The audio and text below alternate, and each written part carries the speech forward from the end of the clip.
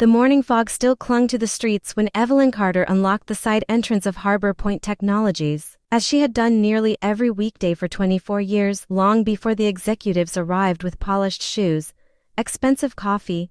and ambitious presentations. She quietly inspected the building from top to bottom, reset a faulty security panel, restarted an aging boiler that nobody else knew existed, and answered overnight maintenance alerts before the first employee even switched on a computer, knowing that if everything worked perfectly, nobody would ever realize she had already solved half a dozen problems before sunrise. Although Evelyn's official title was Director of Workplace Operations, most employees assumed she merely handled maintenance requests, because they rarely noticed the planning, negotiations, and emergency decision-making hidden behind every smooth workday. Years earlier, when the business had been a struggling startup operating from a converted warehouse,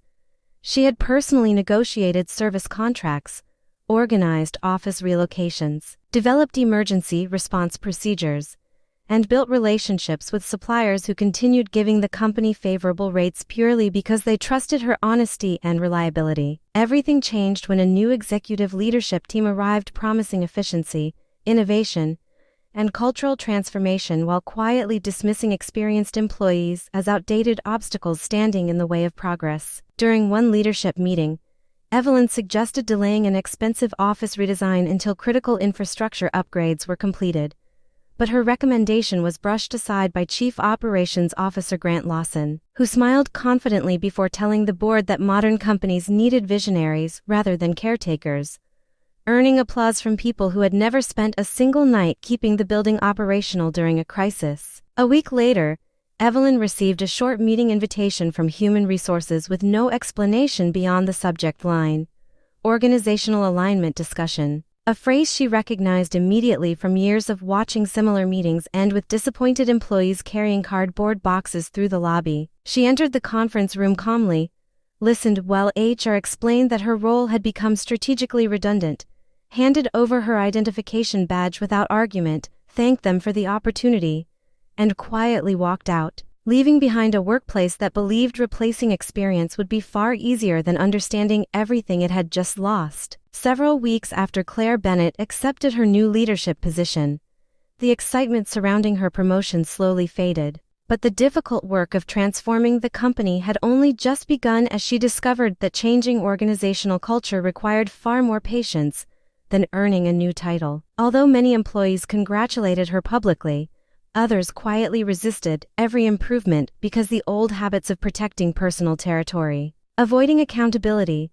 and expecting Clare to solve every hidden problem had become deeply rooted over many years. Clare's first executive meeting revealed just how serious those hidden issues truly were when department heads argued for nearly 2 hours over delayed projects while everyone blamed someone else without presenting practical solutions or reliable data. Instead of joining the arguments, Clare calmly projected a detailed operational dashboard she had spent evenings developing, demonstrating exactly where communication had failed between departments, and proving that the company's biggest obstacle was not workload but the absence of shared responsibility, leaving the entire boardroom silent as uncomfortable truths appeared on the screen. One manager named Olivia Harper,